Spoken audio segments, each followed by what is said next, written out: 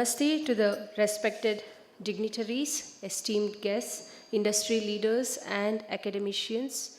On behalf of Center for Educational Excellence and Development, a unit of Center for Educational and Social Studies, Bengaluru, it is my privilege to extend a warm welcome to each of you to this two-day technical conclave on excellence in technical training lessons from industry.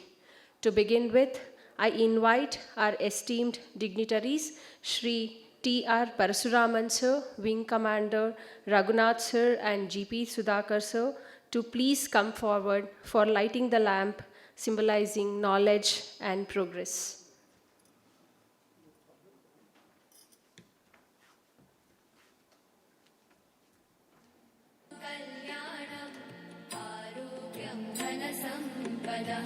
शुभं कुरुत्वं कल्याणं आरोग्यं धनसम्पदः शत्रुबुद्धिविनाशाय दीपज्योतिर्नमोऽस्तुते दीपज्योतिर्नमोऽस्तुते शुभं कुरुत्वं कल्याणं आरोग्यं धनसम्पदः शुभं कुरुत्वं कल्याणं आरोग्यं धनसम्पदः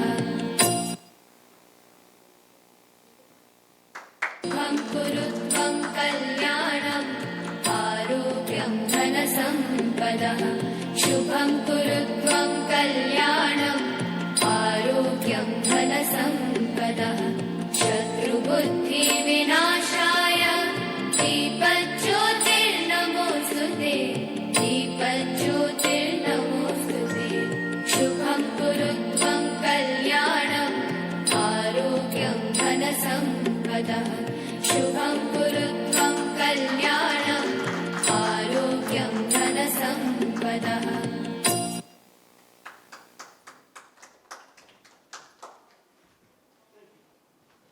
I request the esteemed dignitaries to please be seated on the dais. This technical conclave on excellence in technical training has been thoughtfully designed to bridge the gap between technical education and industry expectations. To inaugurate the conclave, we have with us the chief guest, Sri T R Parasuraman, Chairman, Southern Development Council, ASSOCHAM, and Senior Executive Advisor, Toyota Industries Private Limited. A warm welcome to you, sir. We also have with us Wing Commander A. Raghunath, Treasurer, CESS, and Dr. G P Sudhakar, Chairman, Governing Council, CEED, a unit of CESS. A warm welcome to both of you, sir. Through this two-day event, we aim to deliberate on evolving skill requirements, innovative training methodologies, and the role of industry-academia collaboration in strengthening technical education. These discussions will contribute to shaping the future of technical training and ensuring that our workforce remains competitive in a rapidly changing industrial landscape. Moving forward, I now request Dr. G P Sudhakar sir to give away the opening remarks. Over to you, sir.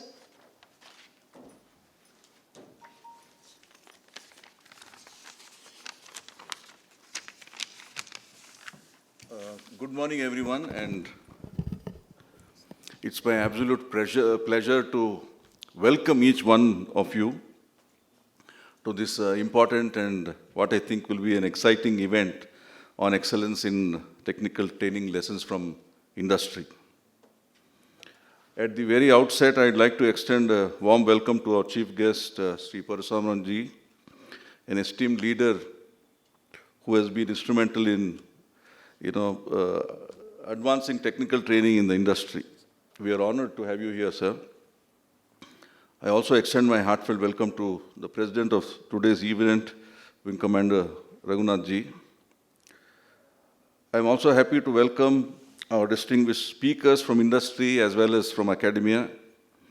And of course, our faculty members from various colleges. We are delighted that you are here today, this morning. I must also acknowledge the contribution of Dr. Subramania of RV College. He is joining us probably a little later. So, one question that bothers many of us is how do we bridge this gap between academic learning and industry, and we have an impression, I hope, of course the next 2 days will bear that out, that the industry have developed some interesting ways of technical training which as academicians we can learn from, so that we can ensure that our graduates not just go out with knowledge but with skill set as well as a mindset required for thriving in the real world. Industry has long refined and perfected methods of training, from Toyota's lean approach to hands-on apprenticeship models, simulation-based training, problem-solving techniques. So many things are there that drive excellence. They have done this over many decades, and I hope that, in academia, not that we are way behind, but we are also evolving as academia, and we have tried and tested some of these. Maybe we can improve upon them. So today's and tomorrow's event is about learning from those who have actually successfully done this kind of work. They are the actual practitioners, trainers who have been doing this. So throughout the various sessions, we will hear from these experts who have successfully implemented industry-proven training models in their workplace, whether to train apprentices or new recruits or different groups of people. We'll also hear from faculty who have been doing some innovative work in this area. There's a small group here, and I hope that in the next 2 days, we use this opportunity to exchange notes, ask questions, start some discussions, and make this, finally, all of us, our goal is that we want to make technical education more effective, more hands-on, and aligned with the needs of industry.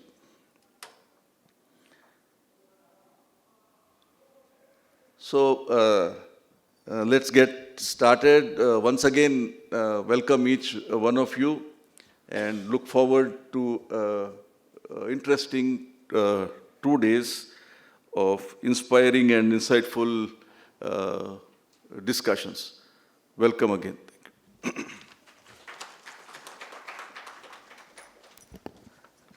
Thank you very much, sir. It's an honor to introduce our chief guest, Sri T R Parasuraman, a distinguished industrial leader with vast contributions to the automotive sector and industry associations. He has held key positions including past president of the Bengaluru Chamber of Industry and Commerce and chairman of the Quality Circle Forum of India, Karnataka chapter. As the past president and whole-time director of Toyota Industries Engine India Private Limited, he has played a crucial role in driving operational excellence and quality standards. Currently, he serves as chair professor at SRM Institute of Science and Technology, Chennai, and chairperson of ASSOCHAM, Karnataka State Development Council, influencing industrial policy and growth. With his extensive expertise in quality management, industrial operations, and education, he continues to shape the future of the industry sector. It is our privilege to have with us today. I now request Sri T R Parasuraman sir to deliver the inaugural address. Over to you, sir.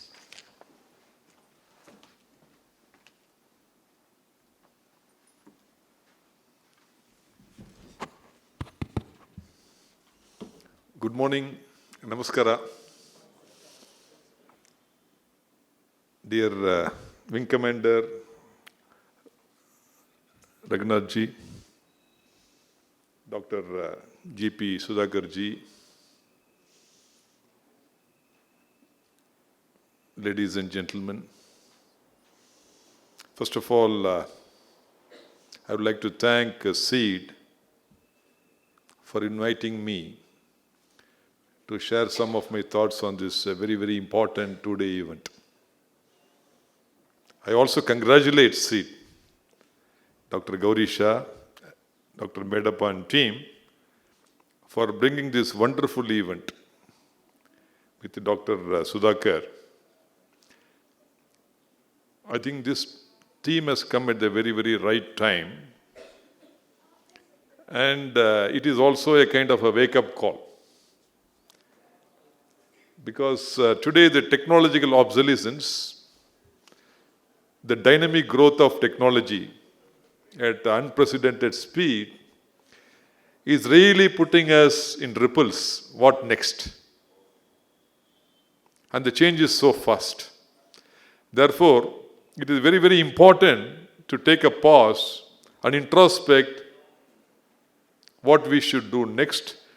And this is a very timely workshop, I would say, to kindle some of the very important thoughts on this subject. So I'm just wondering what message I should share with this passionate team. So many things were, flowing in my mind. So first, the big picture, I thought I'll bring it, the total perspective. If you look at a country like India, I think the manufacturing is going to really go to unprecedented level in the next decade. Today, the manufacturing GDP stands at 17% of the total GDP, little over than 17%, I would say. But what we see, this number crossing 30% or so in the next decade on an optimistic scale, thanks to China plus one. And the huge demographic dividend the country is enjoying because of the young population, like all of you. I think this spiral is going to take a new shape. Normally what happens, countries mature from manufacturing to service as they age.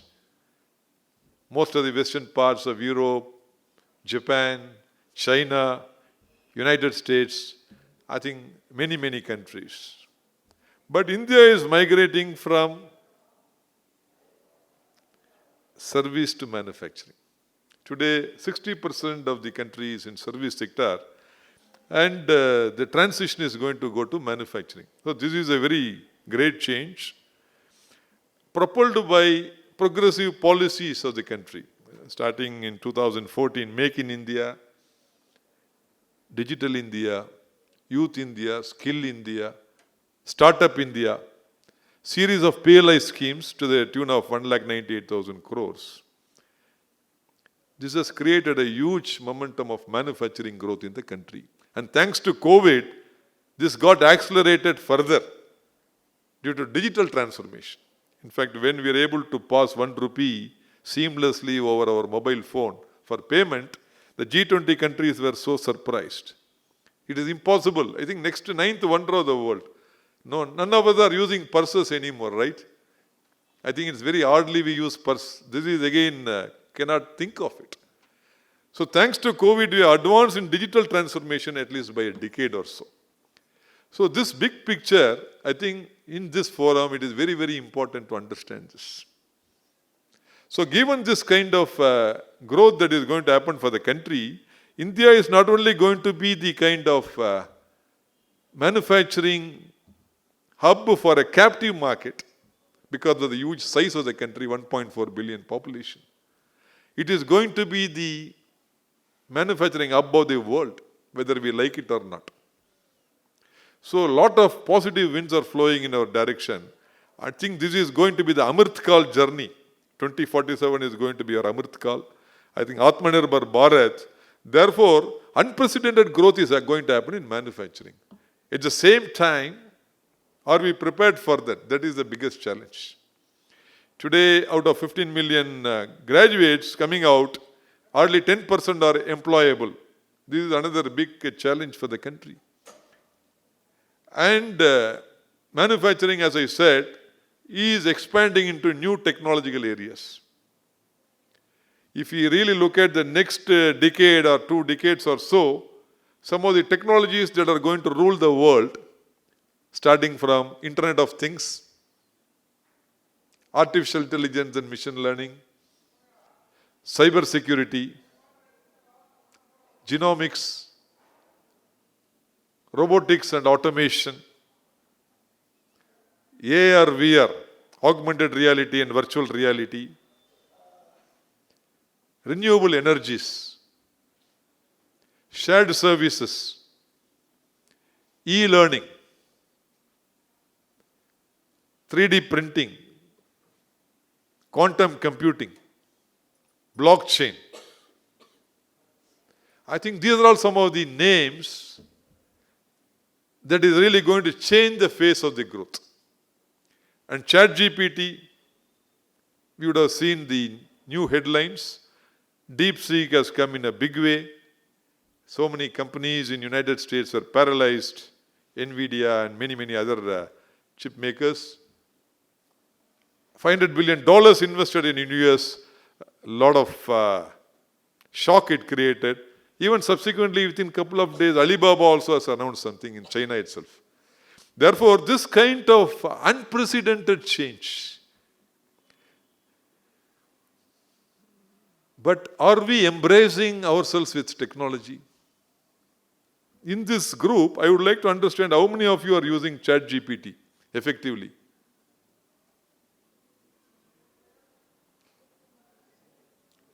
Thank you very much. I think the power of ChatGPT is something mind-boggling. In fact, I try to introduce ChatGPT for research and academia. I'm told 40 to 50% improvement in productivity in just 3 days' time. 40 to 50%. Research papers, research analysis, data computing, super PowerPoint presentations in no time, report synthesis. Even today, we don't have to go to doctor anymore for consultation. You go to the lab, take a report, brain MRI or liver scan, put that report in ChatGPT. That report is much better than a doctor's report.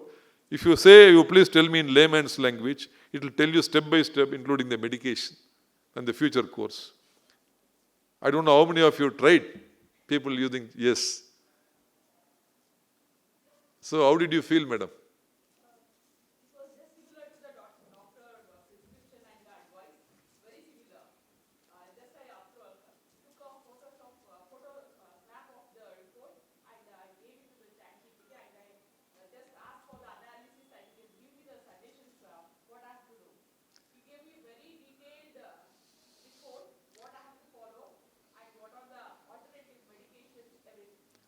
Excellent. I think we should give her a big hand. I think the power is unprecedented, unlimited. I think, please believe me or not. So therefore, I think how do we embrace technology? So that is very important thing all of you should think. Because instead of running 100 miles, you can achieve the result by just running 100 meters. I think a smart way, please keep this in mind. How do I use technology? Time is very limited. The immersion technologies, the VR, AR, augmented reality. Today, the digital twins, you can create anything in your classroom. You don't have to have a physical training infrastructure. Digital twins are changing the face of the world. Therefore, I think it's very important when you look at training, how do you embrace technology? That is the point number one. Be it fundamental skills, elemental skills, or advanced skill sets in automotive, healthcare, bioengineering, medical sciences. I think it's very important as a technical team, we should look at how do we embrace technology. I think our focus should be on 3 areas: attitude, knowledge, and skill. This order is very important. Attitude is the base of everything. That is why in the NEP we are talking about holistic learning, lifelong learning, right? Indian knowledge systems, back to basics. What did our grandparents teach us? Cultural foundation, cultural integrity, ethical training. I think all these things are coming out of this holistic learning. Therefore, ultimate root is attitude. Please understand, if you are not able to develop that attitude, developing technical people, engineers or diploma holders is like a flower without fragrance. Therefore, it is the bottom of the pyramid. It is in the top of the pyramid, I am sorry. Attitude should drive everything. Then second is knowledge.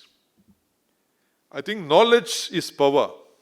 Today, knowledge is available so beautifully. We are all very, very lucky to be at this age. If I take my chat GPT and ask, please teach me like a child the quantum mechanics or theory of relativity, E is equal to mc square, it will tell you in a child's language what is E is equal to mc square. Please teach me, I am a professor of quantum mechanics. Then it will talk in a different language. What a beautiful world it is. I think we should embrace. Therefore, knowledge is power. Therefore, not just the knowledge, the fundamental knowledge. Today we talk about Archimedes' principle, Faraday's laws of motion, Newton's laws of gravity, but we only talk numbers, but we are not able to understand the basics. In fact, whenever I talk to some of these students for engineering college interviews, thousands of students I have seen, I ask them some of the basics, they are not able to answer. For example, I was asking a very simple question, what is the longest stick you can place on a cubicle room? 1 meter. I got hundreds of answers. Any answer from this audience? There is a 1 meter room, cubicle room. What is the longest stick you can place it on that room? I asked a lot of students from the best of the colleges. Unfortunately, 99% of the people are so confused. I am very pained and saddened by this. Any answer?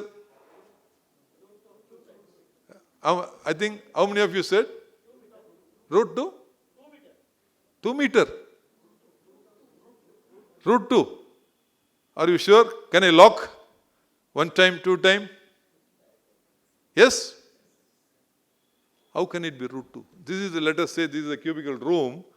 This is one side, this is one side. So this diagonal is root 2, correct? Then there is one vertical. The longest stick is from that corner to this corner. So it is root 3.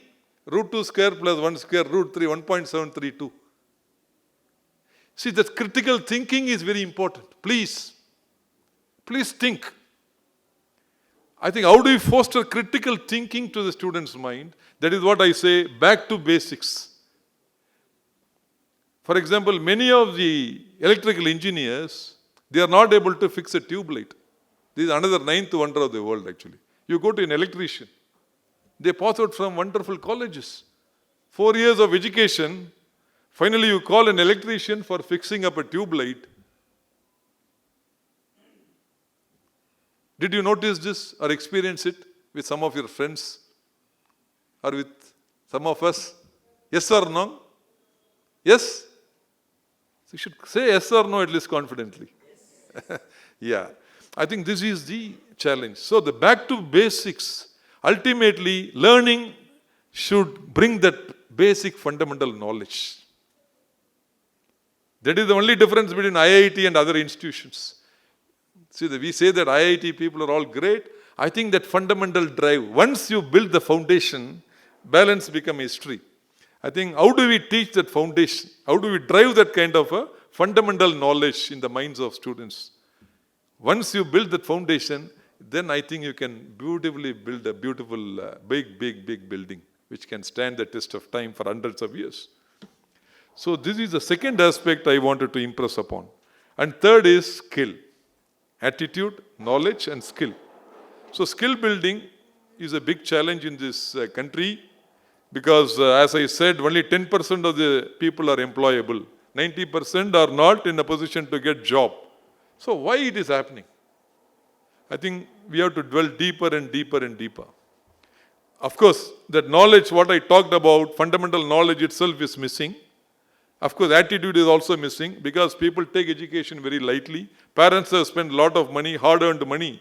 But ultimately, people are very comfortable in going to the malls, watching the movie, and whiling away their time.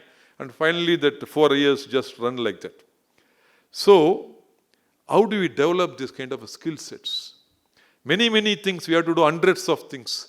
But I thought I will touch upon some of the prioritized areas. The first and foremost, I think we should align our skill with the industry. What does the industry want? I think this alignment is super important. In fact, today, I was just talking yesterday to some of the senior people, the MSMEs are going to change the face of the country. Even in the recent budget, a lot of drive has been given to MSMEs, the upgradation of MSMEs, integrating micro MSMEs. So I think MSMEs are playing a very important role, and they are contributing to a very significant 30-40% of manufacturing GDP and employing close to 140 million people at this point of time with around 6.8 crores MSMEs. And this number is going to double in the next decade with the growth of manufacturing GDP from 17 to 30% plus. Once that happens, we have a huge MSMEs, but they are left behind. They don't have the basic skill sets or the management skill sets. Therefore, academia plays a very important role. I've been talking to a lot of management institutions also. Unfortunately, the second tier 2 of MSME, they're all in Europe or US, the children. Nobody to take care of the parents' business. They're all 70, 80 years, and what happened in COVID, most of the MSMEs closed down. I think it's very important that academia should develop a curriculum for MSME, management education, and these students can take very good positions and replace the tier 2 jobs of the parents. They can get a very handsome salary also. There is a huge opportunity. I think that area, and also we should teach them the soft skills on that area and the technical skills. So when I talk about technical skills, I think MSME's growth is very important. Therefore, what we should do to drive MSME in this country, I think all of you should look at it. How does it reach to MSME? Apart from the technical skills, we should also teach them the 3 important skills. Social skills. Social skills is sustainability, ethical management, and all those. And the spiritual skill sets are also spiritual quotient is very important. So they should have that kind of, bring that pride to the country with a sense of satisfaction. I think emotional education, which means empathy, compassion. I think how do I support, give and take, mutual harmony, mutual support. So the emotional portion, the spiritual portion, and the social intelligence, all the 3 intelligence are equally important from the soft side. Whereas the technical skills, MSME is our very fundamental area. So we should look at making a lot of hub and spoke models. So for example, 14 crores MSMEs in the country, how do we reach them?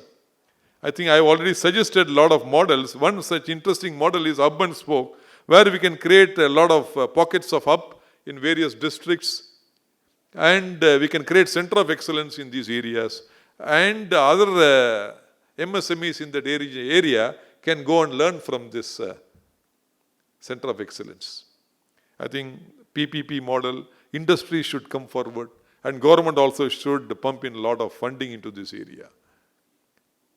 Otherwise, these MSMEs will get neglected, and MSMEs are neglected, then probably it will impact the huge growth of manufacturing because of the lack of skill sets. Then exchange program, it's very important, because today involving the faculty and the corporates for setting up the syllabus is very important. I'm telling the setting up the syllabus is no more faculty's responsibility. Industry has to play an equal role. Therefore, how do we engage them? How do we engage industries for creating industry-relevant curriculum? This is super important. I think at every stage, that is why in NEP, we are looking at the relevance of industry to education. This is a very important area. And it should be continuously reviewed. Frequently it should be updated at periodic intervals because the technology is changing very, very fast. Then we should drive lot of center of excellence in academic institutions with the support of industry on many, many new technologies, 3D printing, biochemical lab, bioengineering lab, and even tinkering labs, thousands of tinkering labs today, even in the school, catch them young, adult tinkering labs. I think we should sparkle creativity and innovation, design thinking, which is super important. How do you create that kind of a thinking mindset? I was recently at MIT Pune in the School of Architecture, Fine Arts, few weeks back. I was very, very impressed. 80% of the time they are spending on vocational training. Some of the models they have created related to design thinking, logistics thinking, fashion design, graphical design, mind-boggling. I think all the students, and they have created beautiful prototype cars which are coming in the Auto Expo every year. Various companies are seeking their support. I think such kind of models should be replicated across the length and breadth of the country, at least on the nodal centers. Therefore, the vocational based training should be given the highest priority. And learning is not just mugging, but learning is application of what we learned for a useful purpose. I think this should be in the back of our mind. It should create a difference, it should create employment, it should add value to the society. And next important point is we should have a very, very frequent interaction of all the stakeholders, the academia, industry, the education policy, the key stakeholders of education department at the national level, at the state level. I think periodic meetings, cross-functional teams should be set up to continuously upgrade and review the curriculum. And most important thing which is going to support this is startup culture. Active startup with the support of corporates. Recently I was at NMIMS in Mumbai for the, I was invited as the chief guest for the foundation day. I was very impressed. They were able to do a lot of collaborative research. It's an integrated program. Management and engineering are integrated, and they're doing a lot of collaborative research with the industry partners. And one more case I was seeing, lot of open problems from the Manthan is taken, hundreds of problems on penury, poverty, illiteracy, ignorance, epidemics, and many, many country social economic problems. And these problems come to the students, student bank, and they also promote a lot of industry support through industry mentors. They hire industry mentors from various disciplines. The students work with the industry mentor along with the faculty as a triangular team, trio. Then they come out with active startup ideas. They put it to incubation, and it is reaching very advanced stages. Many have taken patents, and many have also got commercialized. So it's a great win-win, and the institution also gets a lot of funding. They also can sell these products. It's a very beautiful model, I thought. You develop the students, you develop the faculty, you involve the industry, you make a beautiful product output.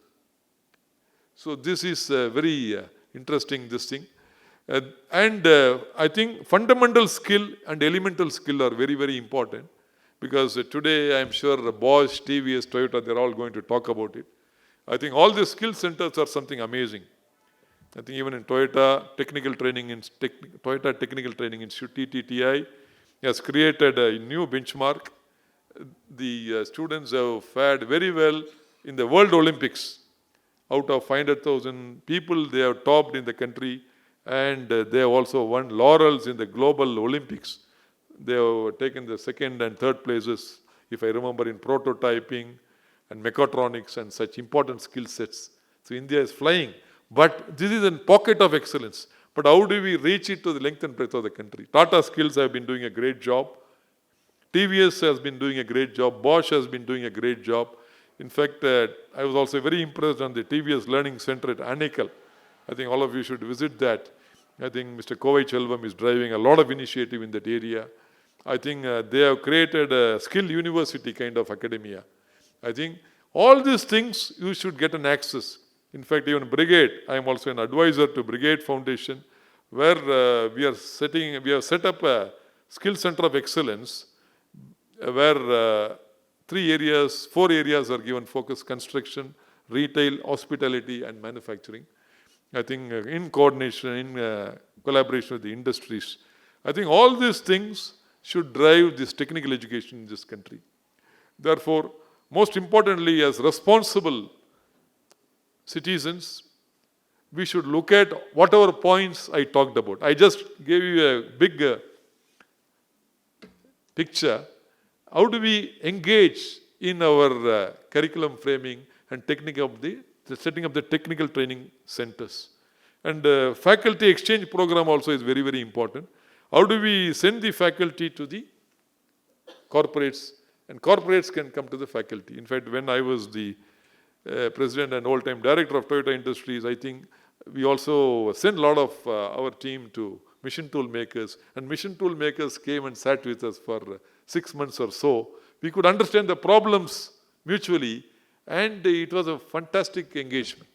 I think these kind of engagements are also very, very important. So I think I request all of you to dwell on these various areas, various topics, and I hope that next 2 days are going to be a lot of value adding, and please contribute to this very, very important symposium and workshop. I once again congratulate CEED, leaders, Mr. Wing Commander Mr. Raghunath, Mr. Dr. Sudhakar, Dr. Gowrisha, Dr. Medappa for all this wonderful initiative, and I wish you a great learning next 2 days. God bless. Thank you very much.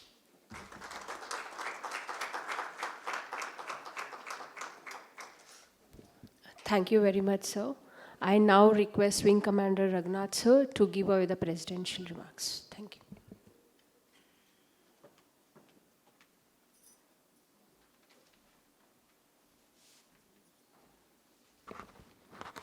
Thank you, Dharni.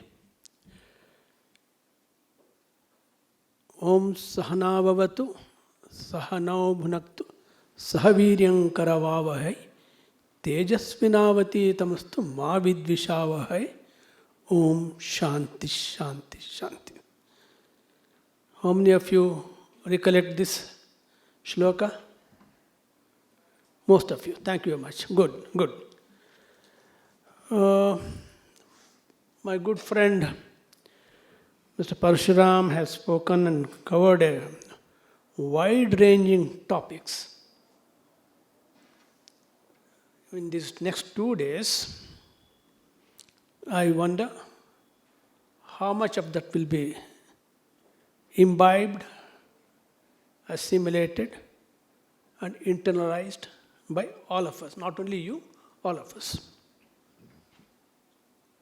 Actually, these 2 days is not going to be merely teacher and students sessions. It cannot be built that way. The basic shloka itself says that we have to work together in this path of learning. Both of us learn. Having said that, Mr. Parashuram, Mr. Sudhakar, Gowrisha, Medappa, the esteemed gurus from various institutions, and also today's speakers. I'm very grateful to all of you, having fulfilled, rather come to the closure of fulfilling my dream of conducting something like this. The parent organization, Center for Education and Social Services, has been endeavoring, bringing about some social transformation in the society, under which we have focused hitherto over the past Gowrisha, it may be around 15 years. For the past 15 years, mostly on the school education, partly on higher education, a lot on touching the liberal arts area, to some extent on health. But till today, we did not attempt a purely technical training program. As a matter of fact, this has been one of my major concerns. Parshu, you may be knowing, I think even before you got into Toyota, or maybe even before you finished your education, we had embarked on in a very serious way from the industry side. Ravi Kirloskar, thanks to him, late Ravi Kirloskar, quality movement got well entrenched in the society, in the country, and that has become a way of life in all industries. But we also attempted at that time, I remember very clearly, Dr. Nanjundeya and Vikram also to some extent with us.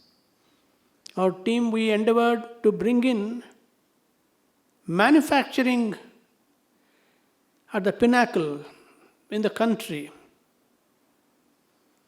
Somewhere along, we lost the breath, and that got pushed back, put on the back burner. And today we are paying a very, very, very heavy price.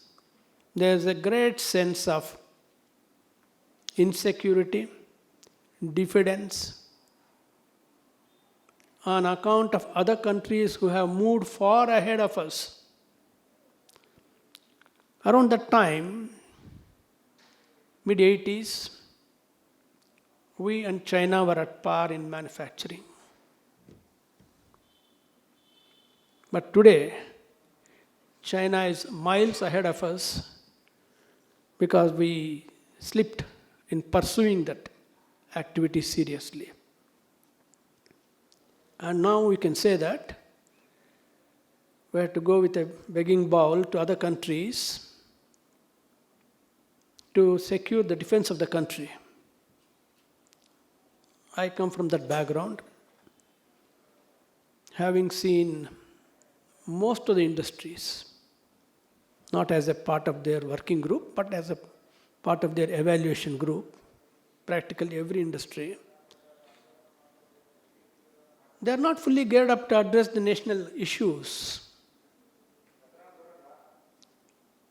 Why expensive aircraft like Jaguars, or I was in Ambala just a couple of months back with those squadrons.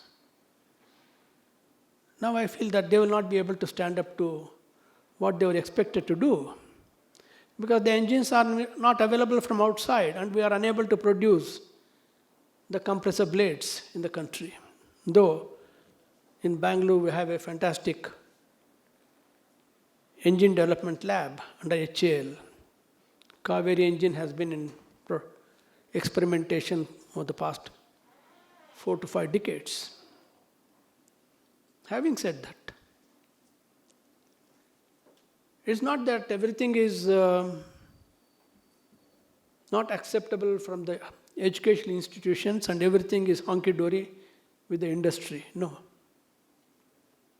There are certain lacunae in the industry also.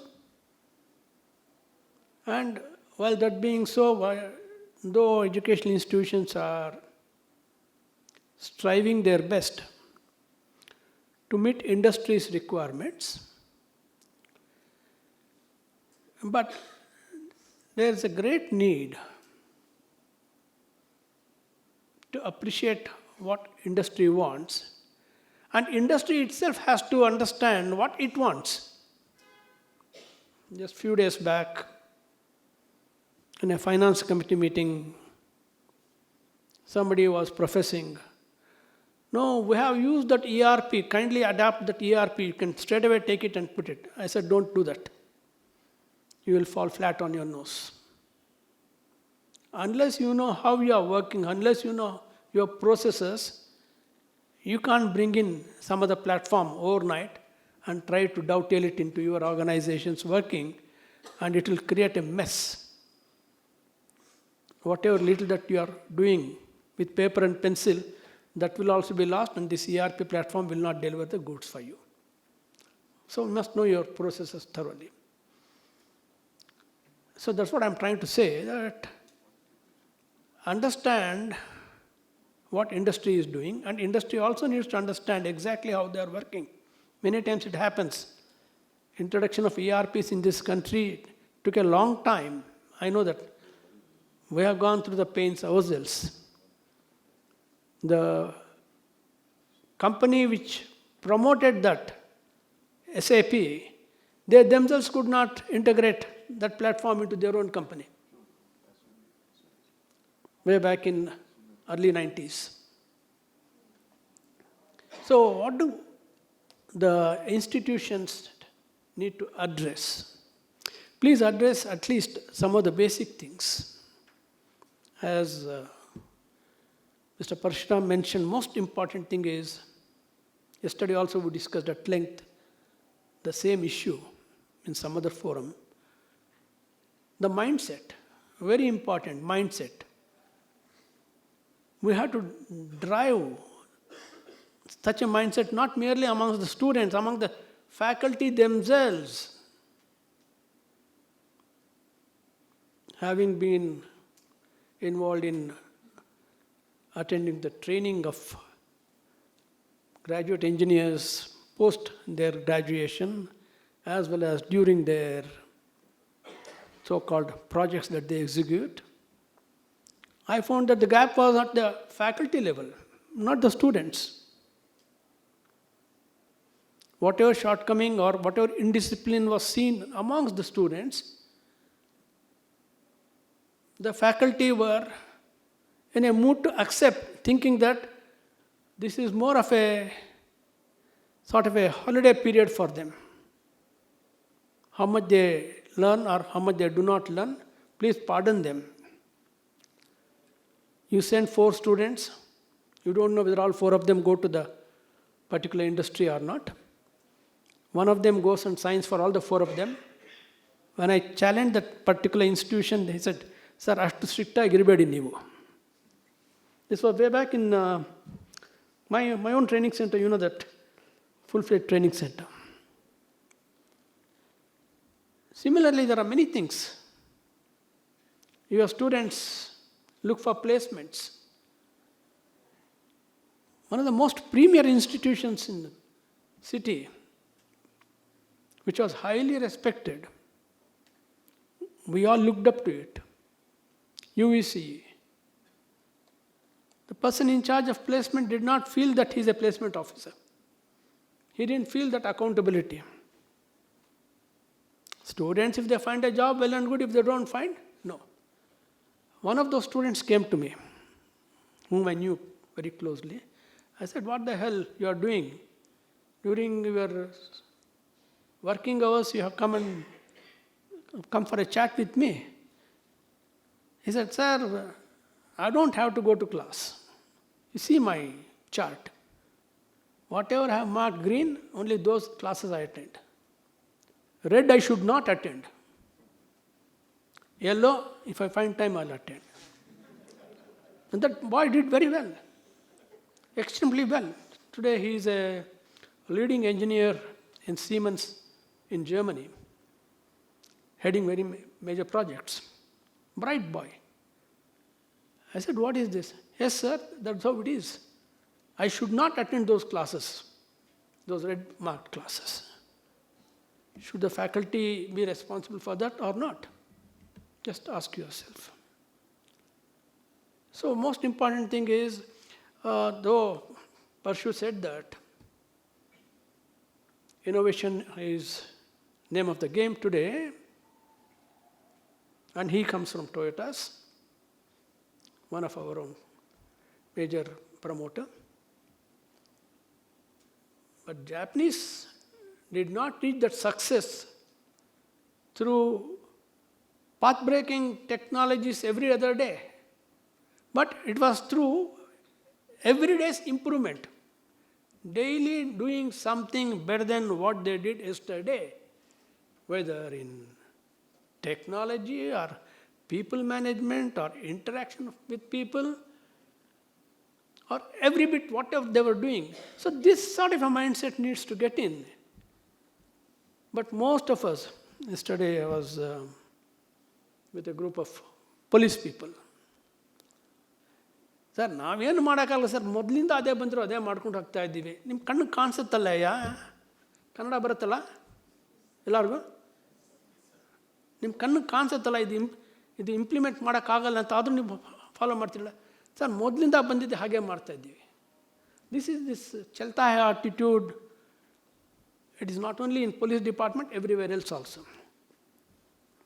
So, as he mentioned, the mindset needs to undergo a change amongst the faculty themselves, how they approach the whole thing. Do they make the students aware of the need to be better than what they were yesterday? In every respect, in whatever they are doing. First of all, the faculty himself, he has to be. I'm not taking a position that faculty is not doing their bit. I think Sudhakar also knows. They were crying hoarse yesterday. Sir, ನಾವು ಇರೋ ಕೆಲಸ ಮಾಡೋದಕ್ಕೆ ನಮಗೆ time ಇಲ್ಲ, ನೀವು ಇದು ಬೇರೆ ಮಾಡು ಅಂತೀರ ಅಂತ. ಯಾತಕ್ಕೆ ಟೈಮ್ ಇಲ್ಲ? Mr. Parasuraman also mentioned, you have to learn to work smartly. I'm very pained. I'm using, I think, more than half of you are less than half of my age. Many of you are maybe less than 1/3 of my age. You have not used Chat GPT. I'm using it extensively at my age for my programs. Why? Why is it so? Again, it's a mindset. It is given to you people free. You have not been exposed to that. You are not using it. So, how will you prepare for your classes? You will never be having adequate time to do what is expected of you, and then how will you do anything new? That is one very important thing, the mindset to change themselves, to bring in something new. Whatever little minor thing, I'm not telling that they should be every day coming out with some new heat technology or material science technology. No. Whatever that they are doing, can it be improved upon by 0.1%, 0.001%? That mindset is very important. Next is organizations, most of the organizations, especially what he mentioned about Bosch and his own organization, and my own organization earlier, highly process-oriented.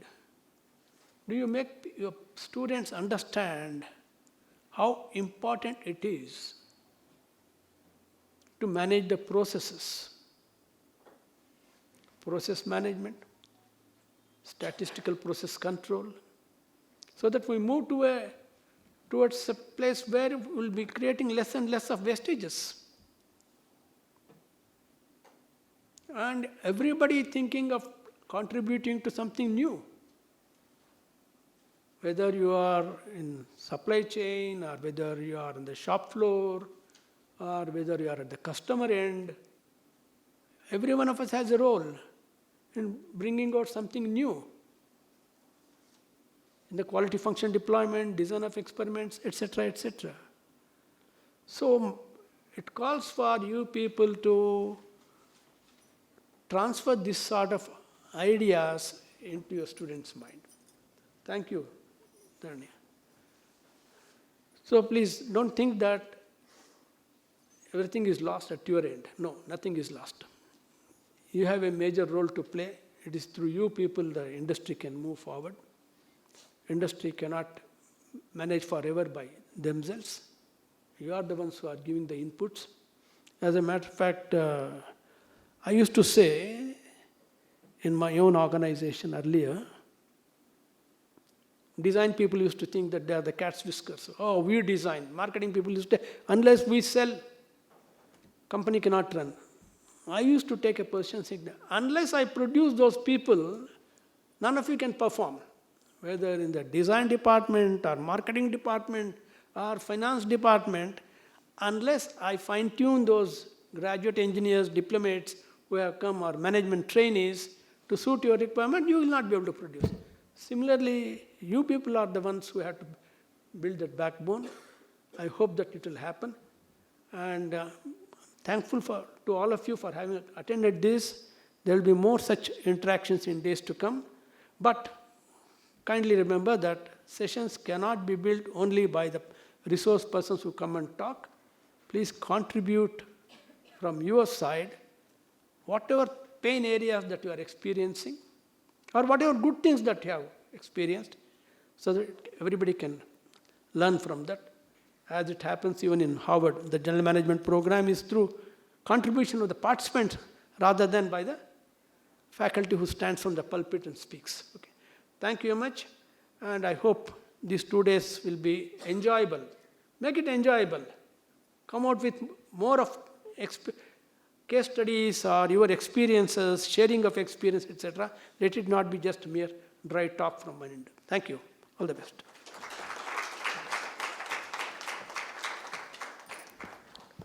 Thank you very much, sir. Now we are about to conclude the inaugural session.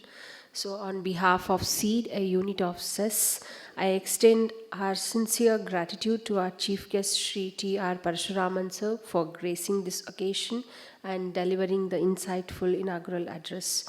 I now request Dr. Gowrisha, Director CESS, to please present a token of gratitude to Parasuraman, sir.